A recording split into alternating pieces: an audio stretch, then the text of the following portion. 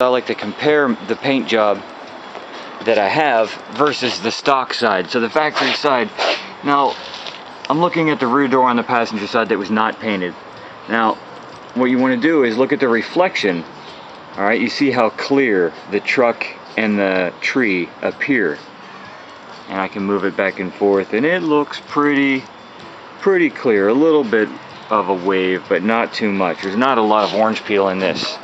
Now let's compare that to what was repainted. Let's check the reflections. See the building and the trees, they look a little bit foggy. So this is going to require some sanding. I'm probably going to use 1500 by hand, refine that with 3000, and then start buffing. I don't need to go any farther than that. This is a pretty medium to light blue. Alright, I've actually had a change of thought. I want to get this done a little bit faster than having to do it all by hand. So what I want to do to remove the majority of the orange peel is going to be this 1000 DA Tri-Zag disc. 1000 sounds very aggressive. It's not quite as aggressive as you might think with the DA. It's pretty soft. It's going to remove that texture for me a lot faster than I can do it by hand.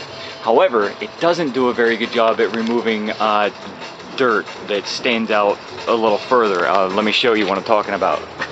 Like, kind of hard to see it with the camera. Oh, there you can see one right there at the chimney of the house. You see that dirt? Let me sand that a little with some 1500 so you can see what I'm talking about.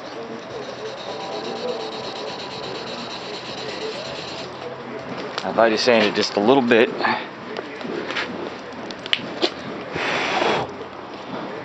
There, you see how you can see that sucker staying right out now. So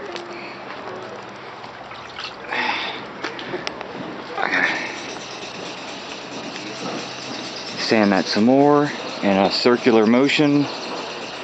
If you do a straight line, then you end up with a divot. You end up like basically putting a finger dent in the paint. So you're always sand in a circular motion. That's why DAs work so well for refinement anyway. Not for big dirts, but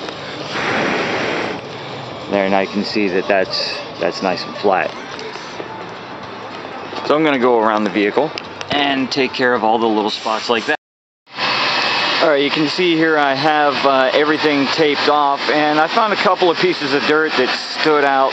Those are 1500 marks that you see, and I have the handles taped off. Anything I don't want to accidentally sand with the DA, just so I can rip around it really fast. Now the texture up here is really good. This is nice and clean. I will not have to sand that complete. I will just have to refine those two pieces of dirt that I found up there on the rail with some 3000. But right now I'm ready to start refining this with some 1000 on the DA. So got that right here on my DA. Got some air. That's a little too fast. And we use it wet. And that down like that.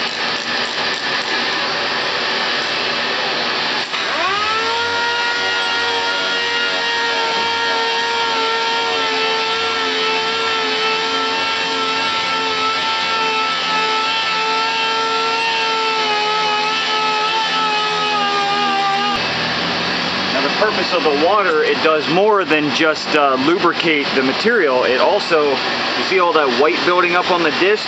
That's the clear coat. So it also works to flush that out so that it continues to work.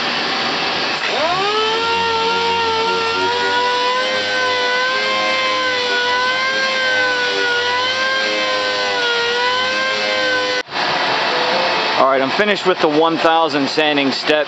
You can see that I didn't have to do from here forward on the fender. The texture on it was okay. It just started here and went through where the actual repair was. The fender was a blend, so pretty much the texture only appears with this painter anyway, like right where he blends the color, but then the clear only, like the texture is okay.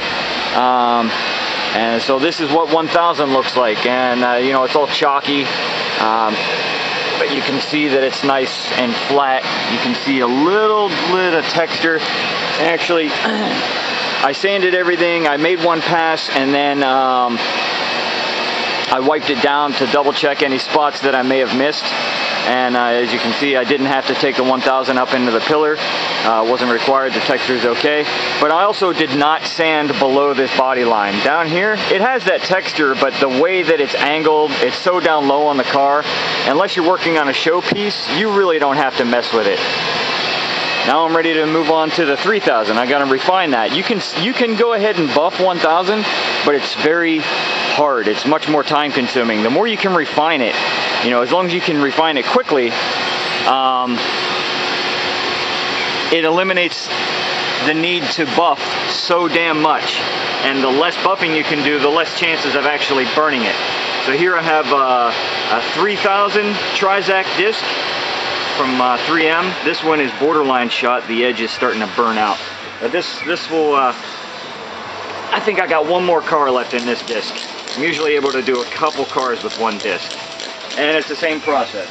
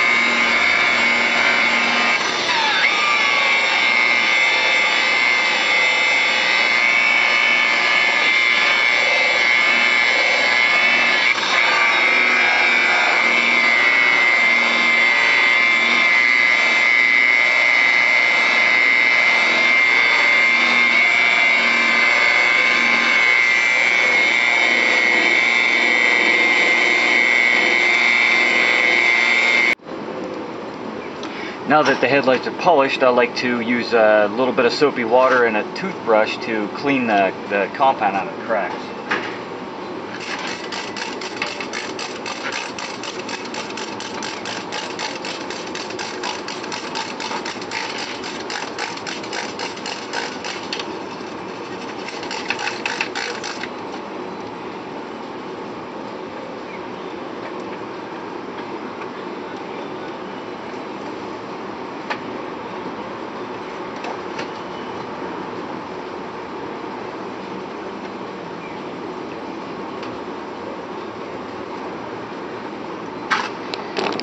Alright, we're finished with that. Now we're ready to start doing some buffing. Some buffing on the paint. So, you can see I've got my good wool pad on.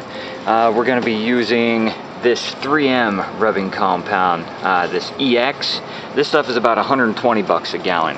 Yeah, it's a little bit more, so I don't use it on headlights. So I've got some of that in this. And I'm going to compound up a little bit. I like to start at the top and work my way down. So we're gonna some of that, some there. Just clean out my pad.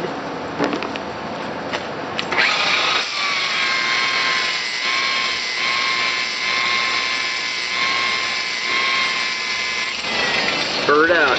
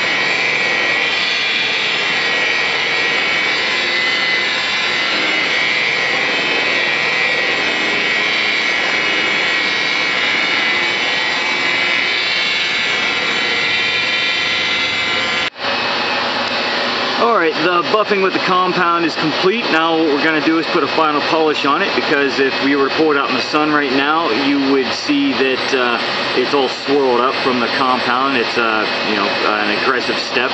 So we're going to use this 3M ultra fine machine polish. This is also about 120 bucks a gallon. I've got some here in a little ketchup bottle. I like to start at the top, same as the buffing. I like to start on my right, work my way left, top to bottom.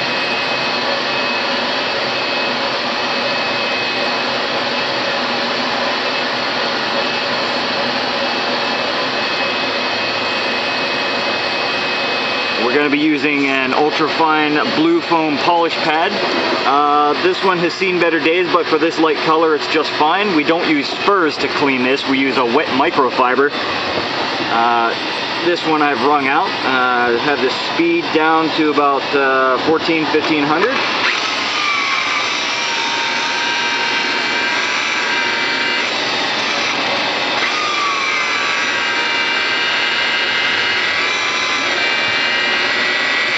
Make sure you've got the big pieces of dirt out of there. And then on fresh paint anyway, I like to crank up the speed to about 2300 RPM.